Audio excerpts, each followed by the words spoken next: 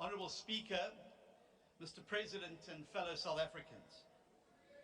In January 2019, a select group of business executives were invited to a dinner on the sidelines of the World Economic Forum in Davos, Switzerland. At that dinner, the host stood up and described the term in office of South Africa's former President Jacob Zuma as 9 wasted years. And influential people who attended that dinner said that they were impressed with the forthrightness of the comment. According to one attendee, and I quote, "It made me think about how the country had been run in the last years. We lost some of the gains that we had," end quote. And who was the speaker at that dinner? It was none other than President Cyril Ramaphosa talking about the administration of his ANC predecessor. As we look back now on that early period of the Ramaphosa presidency, through the lens of this year's State of the Nation address, we arrive at one inescapable conclusion: that you, Mr. President, are somehow guilty of something even worse than the thing that you once accused Zuma of. For if President Zuma presided over 9 wasted years, you, sir, have presided over 5 disastrous years.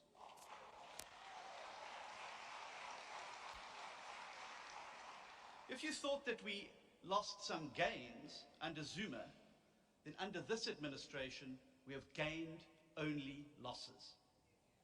To quote one of the ANC's favorite thinkers, Karl Marx, history repeats itself, first as tragedy and then as farce. And that is exactly what you have wrought on South Africa, Mr. President. What happened under Zuma was a tragedy, but what has happened under your watch is a farce. The new dawn was a false dawn. Ramaphosa was a delusion. Your supposed commitment to sweeping economic reform was hollow. Unemployment has skyrocketed from 36% to 43% since Mr. Ramaphosa became president. Murder has increased by 20% over the same period, with 70 people killed in our country every single day. And as we all know, the rolling blackouts have now become a daily feature of permanent life under the Ramaphosa era. In fact, when he became president in 2018, South Africa spent a total of 6 days under load shedding. We thought back then that we had hit rock bottom. Since then, it has gone up every single year. First to 22 days, then to 35 days, then to 48 days, and last year it grew to 157 days. Sadly, it looks like 2023 is going to smash all these despicable records.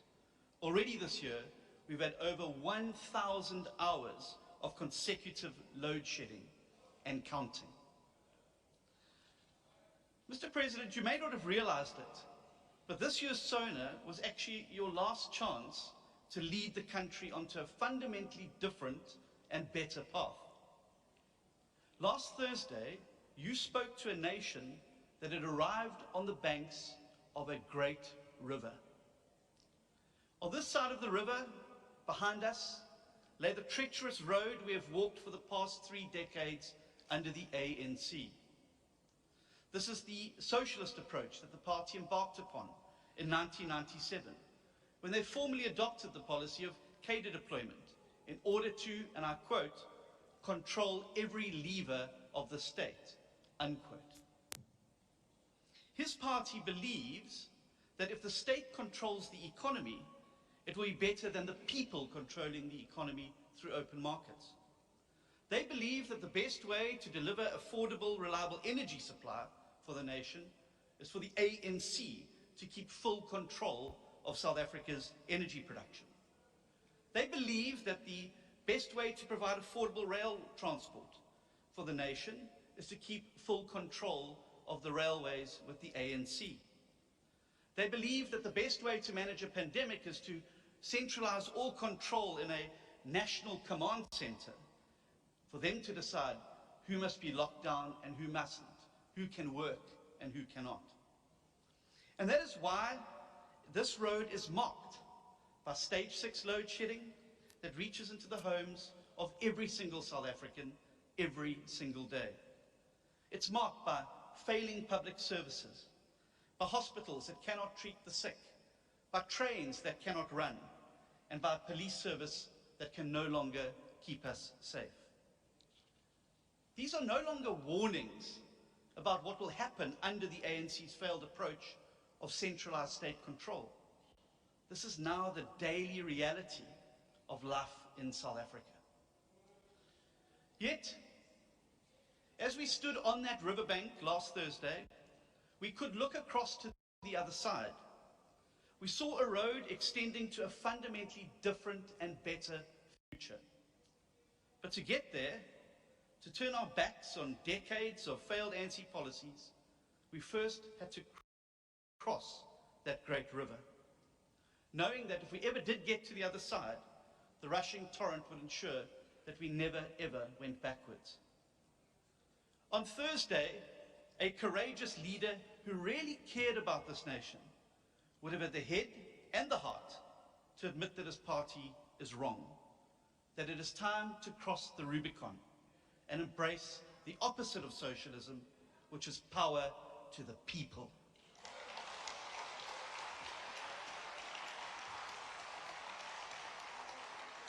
Now, make no mistake about it, South Africa was ready to cross that river. The men and women of this country are tired to their very core of the abuse that this ANC government has put them through. On last Thursday, we looked to you, sir, our president. We asked you to show us the way across the river, to unleash the power of the market to solve our electricity crisis, to get the incapable state out of the way of the incredible resourcefulness and creativity of the South African people, to put us on the road to socio-economic freedom that all of the world's prosperous nations have traveled. Because we don't want to rely on being resilient, we want to rely on being resourceful. We don't want to rely on meager social grants, we want to rely on our own jobs and businesses. We don't want to rely on your cadres, we want to rely on ourselves. And what did our leader do on that riverbank with the fate of our nation at stake? President Cyril Ramaphosa could not cross the Rubicon. Even as our nation pleaded for him to do the right thing and to take us onto this hopeful new path on the other side of the great Rubicon River, he couldn't take his eyes off the rapids. Even as the people of South Africa raised their voice in unison and frustration, all he could do was stare, terrified at the challenge. Instead of leading us across the Rubicon at the SONA of this year, Mr. Ramaphosa told us to turn around, to stay on this side of the riverbank, to double down on the same failed policies and the ANC approach of state control that has landed us in this terrible mess. Too weak, too indecisive, and too cowardly to take on the cadres, the compromised, the vested interests in the political party that he leads. He turned his back on the Rubicon, he turned his back on us, and he turned his back on the only pathway that can save this country. Instead of getting the state out of the way of private electricity generation, he gave sweeping powers to the very same minister who abused those powers during the COVID crisis last year. Instead of deregulating and unleashing private sector electricity generation, he has centralized even more power in his super presidency. Instead of privatizing failed state-owned enterprises, he's created a massive new state-owned enterprise to provide fresh looting opportunities for the cadres. Instead of removing incompetent ministers of energy and public enterprises who block reform, he added yet another ministry to his already bloated cabinet. Mark this, by once again expanding and rather than shrinking the role of the state, the President has all but guaranteed that load shedding and all the other terrible crises visited on the people of South Africa by his government will only get worse. But a curious thing also happened last Thursday after the SONA. Mr. Ramaphosa clearly believed that the people would simply follow him, as he told us to turn back away from the Rubicon. He took for granted that people would just oblige and follow him back down the road to decay and decline. He has gravely miscalculated. Instead of following him, the people have stayed put, their eyes firmly transfixed on the promise of prosperity and hope on the opposite shore. The response to President Ramaphosa's SONA makes it clear that he has placed the party political interests of his own dying party ahead of the interests of the people of South Africa one too many times. By cowering from the Rubicon, he has lost the support of the country. And last Thursday will forever be remembered as the day that history overtook President Ramaphosa.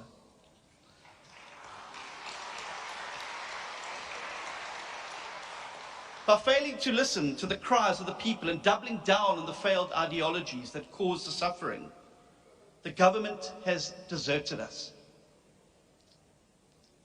But that does not mean that we can't still cross this great river. Yes, Tumamina was an empty slogan. Yes, the new dawn was a cruel mirage. And yes, Palapala showed us who he really is. And yes, we too wonder, as he said, why he is still doing the job. Gave us the real impression that this job is nothing but a side hustle for him. Because it is now quite clear that President Ramaphosa has failed. But you know what? Thanks to our democracy, we are never wholly dependent on one person. Our democracy offers us the way across the Rubicon. But there is a catch. Because now that the President has failed to lead us, we have to build a bridge across those raging waters ourselves at the next national elections.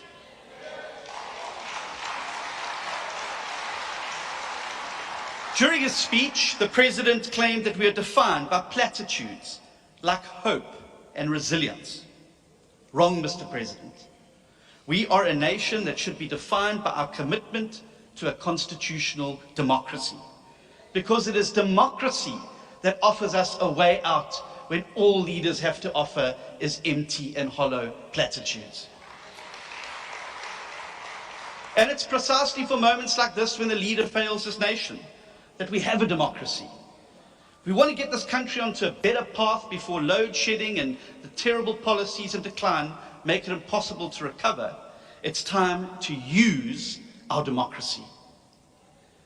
And let there be no doubt, there is only one party that offers our country a realistic way across the Rubicon and onto a better path. While ANC-run municipalities collapse, there's only one party that is systematically fixing municipalities like Midvaal in Gauteng, Umgeni in KwaZulu-Natal, and Koga in the Eastern Cape. As cadre deployment and corruption rips apart the very fabric of the state, there's only one party that runs a clean and competent government in the Western Cape. And as power cuts get worse by the day, there is only one party working day and night in the province and the city to shield people from load shedding.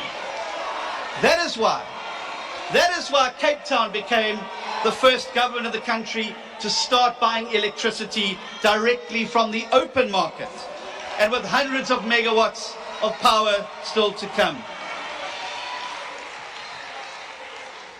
That party, and the only party to save South Africa, is the Democratic Alliance.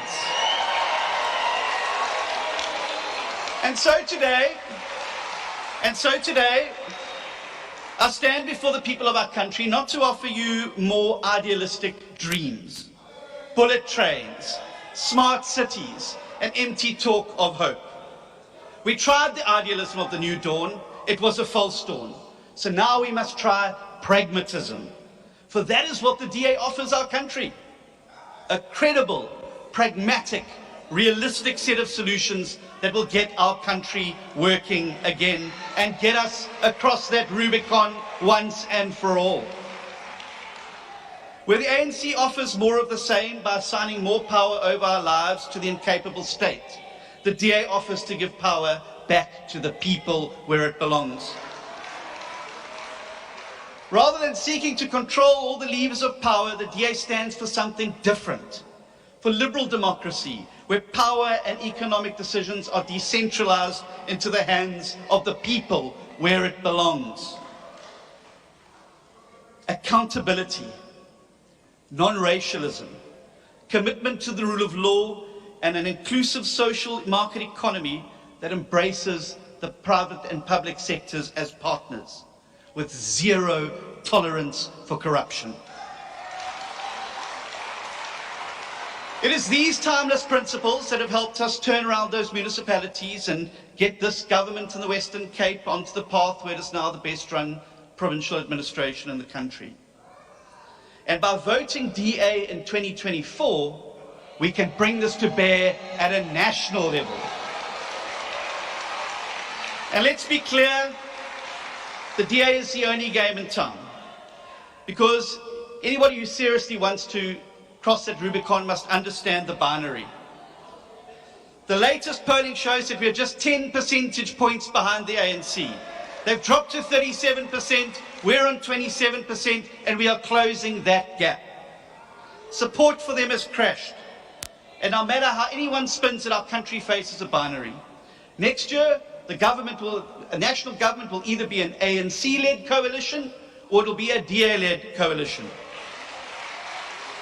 We will either have a yellow coalition trapped on the wrong side of that riverbank, suffering misery and poverty, or we will have a blue coalition led by the DA that leads us across the Rubicon towards a better and brighter future.